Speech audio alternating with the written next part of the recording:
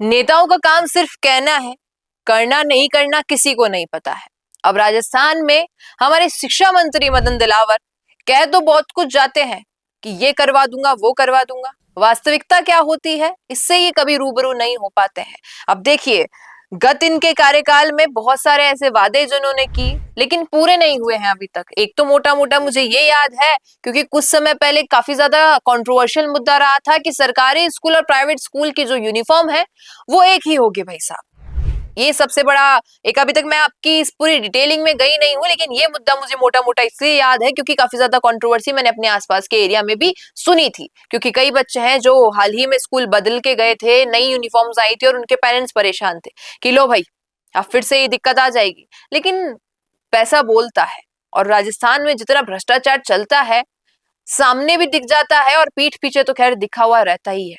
अब देख लीजिए कि क्या क्या ऐसी घोषणाएं थी जो पूरी नहीं हुई है। 12 अप्रैल को हुआ था ये एक घोषणा जो मैं बता रही हूँ, सार्थक नाम अभियान। कोटा संभाग मुख्यालय पर 12 अप्रैल को संवाद कार्यक्रम में 13 अप्रैल से सार्थक नाम अभियान की घोषणा।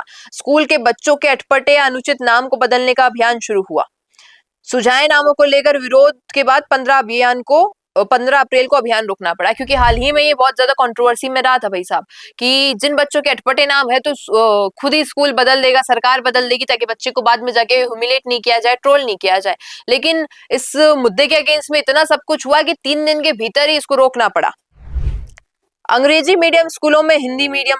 शिक्षा संवाद कार्यक्रम में 12 अप्रैल को अंग्रेजी मीडियम स्कूलों में दूसरी पारी में हिंदी मीडियम पढ़ाने की घोषणा की, लेकिन जिले के 52 स्कूलों में अभी तक ऐसा नहीं हो सका है क्योंकि दूसरी पारी में पढ़ाने के लिए शिक्षक ही नहीं है। सबसे बड़ी समस्या शिक्षा विभाग में ये है कि शिक्षक नहीं है भैया। मुझे समझ नहीं आता है कि लोग नौकरी के लिए परेशान हैं और स्कूलों में शिक्षक नहीं है।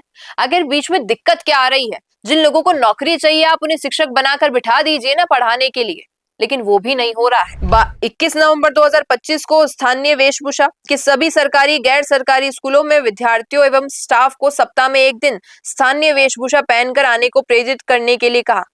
शिक्षा निदेशालय में आज तक आदेश जारी नहीं हुए, यानी कि आप कह देते हैं लेकिन आपके ही विभाग से कोई निर्देश जारी नहीं होते हैं जिससे स्कूल्स को एक्शन लेना पड़े। सबसे बड़ा सवाल ये भी बनता है।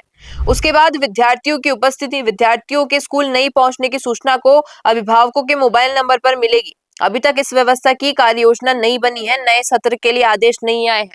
देखिए, अक्सर कई कॉलेजेस में ऐसा होता है, जिस कॉलेज से मैं पढ़ी हूँ वहां पर भी ऐसा प्रोसीजर था कि अटेंडेंस होती है सुबह और जो बच्चा नहीं आता है ऑटोमेटिकली कॉलेज के किसी रजिस्टर्ड जो एक कोड होता है उससे अभिभावक के पेरेंट्स के नंबर पे मैसेज जाता है कि that your child is not present here. उससे पेरेंट्स समझ जाएगा कि बच्चा मेरा स्कूल कॉलेज पहुंचा है या नहीं पहुंचा है। तो यही चीज स्कूल में करना कोई बड़ी भारी बात है नहीं। उसके बाद समान यूनिफॉर्म। सरकार व निजी स्कूल की यूनिफॉर्म समान होगी, इसमें टाई नहीं होगी। आगे शिक्षकों की यूनिफॉर्म भी तय करेंगे। इस संबंध में कोई सर्कुलर या आदेश जारी नहीं हुआ। प्राइवेट स्कूल संचालकों ने इसका विरोध किया था और शिक्षा मंत्री को बैकफुट पर आना पड़ा। देखिए, प्राइवेट स्कूलों का क्या रहता है, वो आइडेंटिफाई करवाते हैं अपने बच्चों को। आप नॉर्मल स्कूल में जाएंगे, बच्चों की यूनिफॉर्म डिसेंट होती है, लेकिन मैं जितना देखती हूँ हाई प्रोफाइल जो स्कूल्स होती है वहां पर लड़कियों की स्कर्ट यहाँ आ जाती है, यहाँ की जगह वहां पे लड़कियों का कोड यही होता है कि स्कर्ट होगी, शर्ट होगा। हालांकि प्राइवेट स्कूल्स में भी होता है, लेकिन उनकी जो लेंथ होती है वो बढ़ाकर रखते हैं, वो इसको एक फ्रॉक टाइप का स्ट्रक्चर देते हैं ताकि कोई भी ऐसा असभ्य माहौल ना बने स्कूल में। लेकिन अधिकतर जो मैंने मॉडर्न स्कूल देखी है जयपुर की, वहां पे यूनिफॉर्म थोड़ा इस प्रकार से बना दिया जाता है। और अब अगर प्राइवेट स्कूल चाहते हैं कि उनका जो यूनिफॉर्म है वो उनके स्कूल के बारे में बताए, अलग अलग कलर थीम होते हैं, अलग अलग पैटर्न्स होते हैं, और अगर सरकार ये कर देगी कि सरकारी और प्राइवेट की स्कूल यूनिफॉर्म ही सेम है तो प्राइवेट सेक्टर विरोध करेगा। और वही हुआ है जिसके चलते शिक्षा मंत्री को बैकफुट पर आना पड़ा है। अब ये मोटे रूप में कुछ समस्याएं थी, देखते हैं कब इनका समाधान निकलता है। तब तक आप क्या कहेंगे इस पर बताइएगा कमेंट में। रुकिए और जरा ध्यान से सुनिए। क्या आप हमारी इन खबरों से अपने व्यापार को भी बढ़ाना चाहते हैं? तो आप भी खबरों के दौरान इस तरह के एलिमेंट्स पर अपना विज्ञापन दे सकते हैं, या फिर ऐसे खबर के 1 मिनट बाद अपना पूरा विज्ञापन डलवाएं, जो कि 8 लाख से ज्यादा सब्सक्राइबर्स और फॉलोअर्स वाले द फैक्ट इंडिया चैनल्स और पेजेस से राजस्थान के कोने कोने में पहुंचेगा और इससे आपका व्यापार, ब्रांड सब कुछ बढ़ेगा।